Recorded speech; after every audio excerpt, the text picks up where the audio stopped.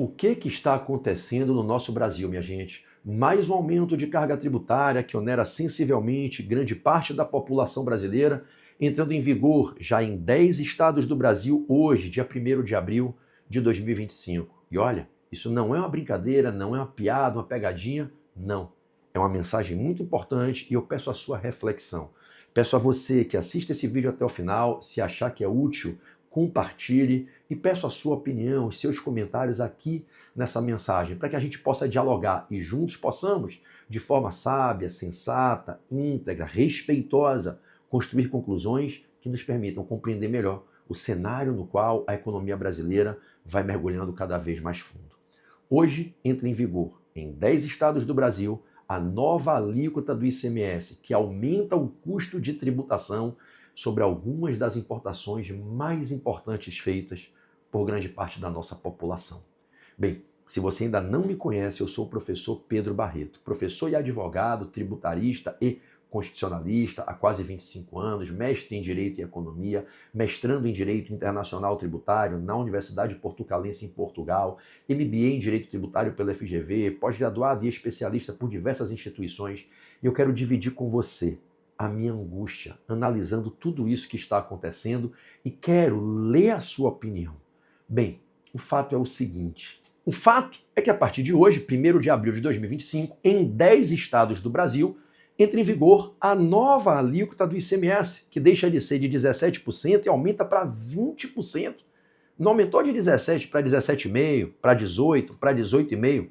Um salto de 17% para 20% do ICMS que vai incidir, junto com o imposto de importação, sobre algumas das principais importações realizadas no dia a dia por grande parte da população brasileira, importando bens para uso e consumo pessoal. Deixa eu te contextualizar. Sabe quando o brasileiro, a brasileira, vai a uma plataforma digital e através do e-commerce consegue se conectar a uma fornecedora estrangeira, por exemplo, uma asiática, uma chinesa?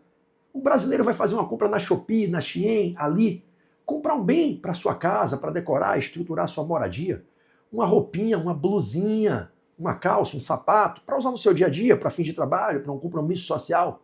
Sabe, quando muitos brasileiros nos últimos anos, diante da revolução digital e da facilitação que essa revolução tecnológica trouxe para impulsionar o acesso à inclusão digital, o acesso ao e-commerce, sabe quando muitos brasileiros passaram a escolher deixar de comprar de fornecedores brasileiros pelo altíssimo custo que as coisas têm no Brasil, para comprar de fornecedoras chinesas, muitas vezes com a qualidade até inferior, mas porque é o que cabe no orçamento daquela família, daquela pessoa, e ela opta por comprar na Shopee, na Shein, ali, porque é mais barato e é o que se enquadra na realidade financeira dela. E aí essas pessoas passaram a fazer essas compras de bens de pequeno valor, bens de R$50, R$100, R$150, R$200. E até um tempo recente, as aquisições mediante importações para consumo de bens de até $50 americanos, uma média de 270 a R$300, conforme a variação do dólar, eram desoneradas. Só que o governo federal e o governo dos estados, de mãos dadas, percebendo o crescimento desse volume de importações para consumo de bens de pequeno valor, o que é que eles passaram a fazer? Passaram a criar uma tributação especial sobre essas importações. E aí, aquele bem que você compra, que você entra na Shopee, na Shein para comprar de até $50, passou a ganhar uma tributação de 20% de imposto de importação e mais 17% de ICMS. A União cobrando 20% de imposto de importação, o Estado cobrando 17% de ICMS. Então, uma compra que você fazia de um bem lá de R$100, menos de $20, que não seria onerada com a tributação, passou a receber 20% de imposto de importação, indo para R$120, e aqui eu não estou incluindo, tá? Aditivos na base de cálculo, como um frete, um custo especial de deslocamento ou remessa. R$100 da mercadoria, com R$20 do imposto de importação, 20%, R$120. Mais um ICMS de 17%, o ICMS incidindo sobre ele próprio, a técnica do ICMS por dentro, isso gera um custo de quase R$145, aumentando-se em 44%, pouco mais de 44%, o custo daquela mercadoria importada. E aí o brasileiro que comprava por R$100 passou a pagar 144, fora um eventual custo extra de frete, de aditivos ali da operação, que inclusive podem integrar a base de cálculo dos tributos. Resultado, já de alguns anos para cá, a gente vinha com essa tributação 17% em favor dos estados, 20% em favor da União. ICMS mais imposto de importação, o que se apelidou recentemente na comunidade brasileira de taxa da blusinha. A famosa taxa da blusinha, eu tenho certeza que você já ouviu falar disso. Se não ouviu, joga no Google que você vai ficar surpreso e vai dizer, gente, em que mundo que eu estava que eu nunca tinha ouvido falar nisso. A famosa taxa da blusinha nada mais é do que esse custo tributário oriundo da soma do imposto de importação com o ICMS na importação sobre essas importações. E esses 20% de imposto de importação com 17% de ICMS nas importações de até 50 dólares americanos. Porque se fosse acima de 50 e até 3 mil dólares, o imposto de importação subia com a alíquota para até 60%. Tirava-se, é claro, a importação de medicamentos autorizados e controlados ali pelo Ministério da Saúde, mas tirando o benefício para medicamentos, quaisquer outros bens. Se você viesse a fazer uma importação acima de 50 dólares, essa alíquota poderia, no imposto de importação, ir para 60%, mais 17% do ICMS. E aí você tinha lá uma parcela dedutiva de até 20 dólares, a depender do tipo de operação. O fato é que com essa taxação, essa tributação com esses dois impostos, na verdade não são taxas, são impostos, né, para quem estuda o direito tributário. A verdade é que essa oneração fiscal com a taxa da blusinha sobre essas aquisições, né, feitas, né, controladas ali pelo regime simplificado de tributação, no remessa conforme, elas diminuíram o volume de importações, mas aumentaram agressivamente a arrecadação tributária do Brasil. Houve a divulgação de um estudo no final do ano passado que sinaliza que houve uma queda de 11% das compras nessas plataformas. Ou seja, os brasileiros diminuíram o volume de operações, diminuiu-se em mais de 1/10, aproximadamente 11% de diminuição das compras. Todavia, como houve esse aditivo tributário, o custo da taxa da blusinha de 20% do imposto de importação e 17% do ICMS, a gente passou a ter um super aumento de arrecadação. A União bateu em 2024 o recorde de arrecadação com imposto de importação como jamais experimentado na história, chegando a quase 2 bilhões de arrecadação em 2024 com imposto de importação para gerar esse dinheiro nos cofres federais, no orçamento fiscal. Já os estados, cobrando esses 17%, passaram a gerar uma máquina de arrecadação que eles não tinham. E, obviamente, os municípios não compraram a briga da população, porque os municípios se beneficiam da arrecadação do ICMS que gera, em 1/4 do seu todo, uma parcela que se distribui para os municípios, que são credores de 25% da arrecadação do ICMS. Então, municípios, estados e União, prefeitos, governadores e presidentes da República, secretários e ministros, todos de mãos dadas. E vamos tributar essas operações. E qual o melhor argumento para defender essa tributação? Não é porque o governo queira arrecadar. A intenção não é arrecadatória. A intenção é proteger a economia interna. A intenção é proteger o comerciante brasileiro, o varejo brasileiro. A Shopee, a Shein estão quebrando o comércio brasileiro. Peraí, quem está quebrando o comércio brasileiro?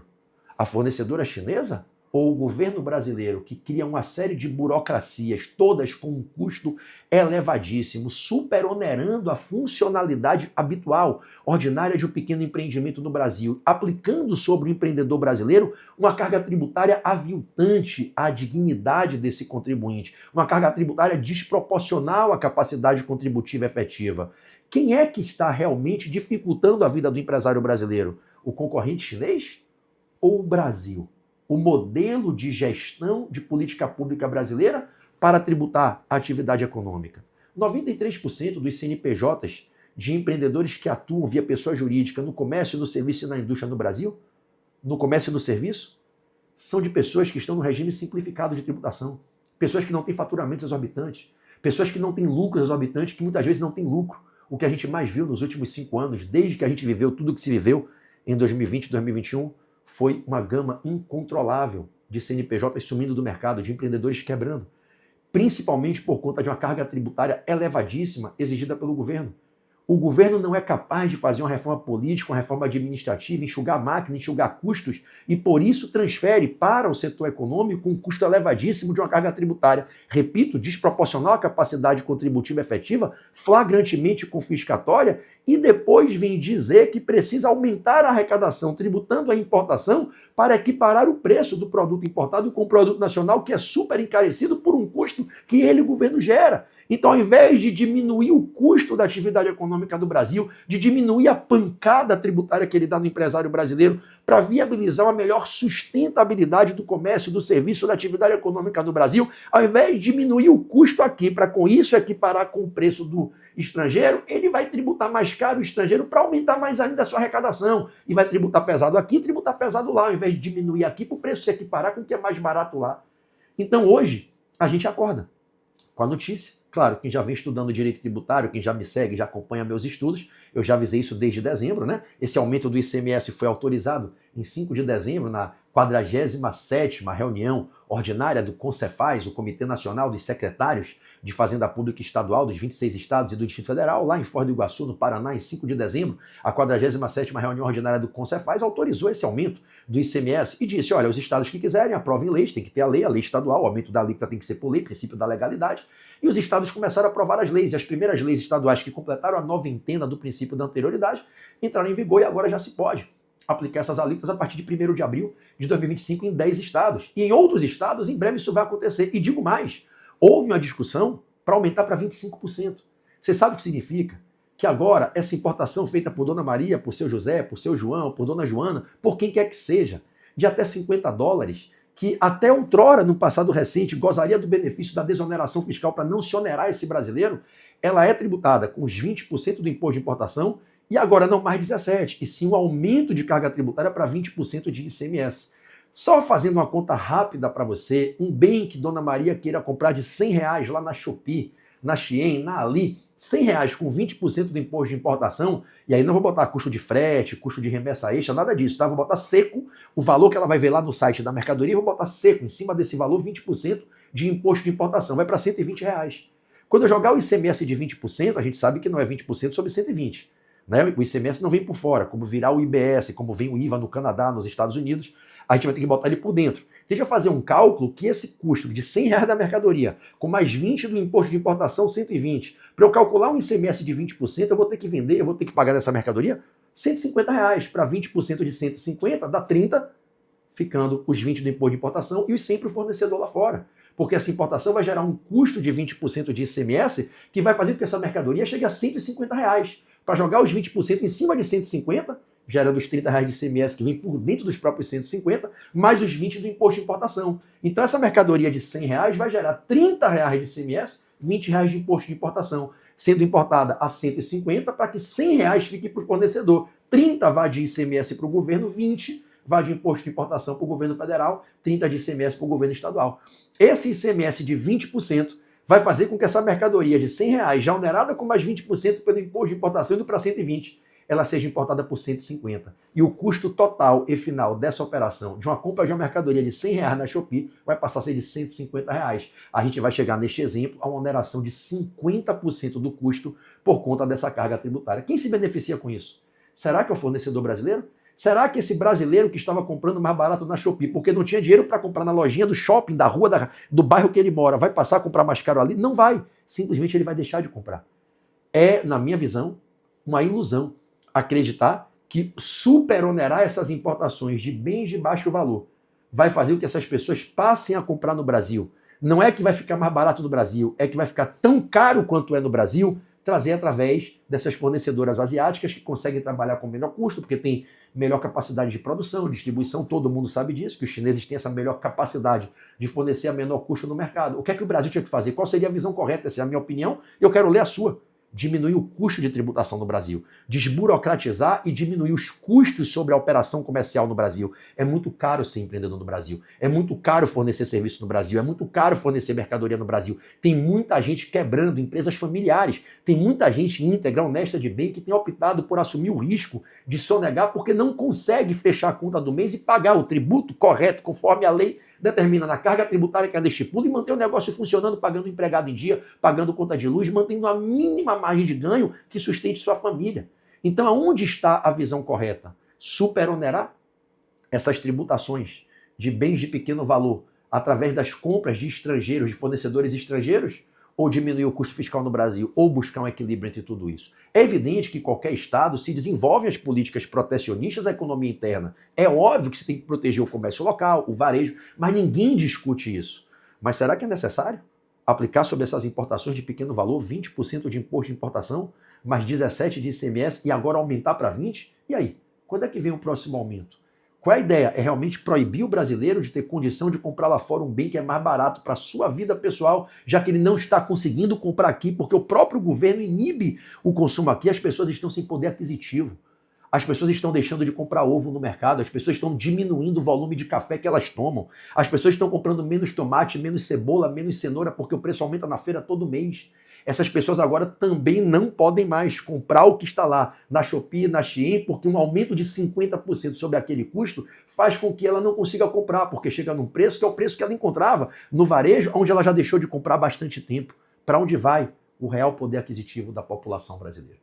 Então essa é a notícia com a qual todos nós acordamos hoje no Brasil, 1º de abril de 2025, o aumento do ICMS de 17% para 20% já em 10 estados do Brasil sobre essas importações no programa do Remessa Conforme, no regime simplificado aí de tributação das importações, só para que vocês que são do direito tenham as referências legislativas, né? Desde junho do ano passado, com a Lei 14.902, de 27 de junho de 2024, né, que foi criado lá no artigo 32, o Jabuti, né, aquela lei não tinha nada a ver com tributação de plataforma digital, de Shopee, Shein, se empurrou no artigo 32 da Lei 14.902, que vinha cuidar de tributação, meio ambiente, setor automotivo, empurraram, né, ali aos 48 do segundo tempo, a famosa técnica legislativa brasileira de uma lei que discute um assunto empurrar outro, e aí empurraram lá no artigo 32 da Lei 14.902, uma mudança no Decreto-Lei 1804 de 1980, né, lá no artigo 1º, criou-se, né, uma nova regra no parágrafo 2º, dígito A,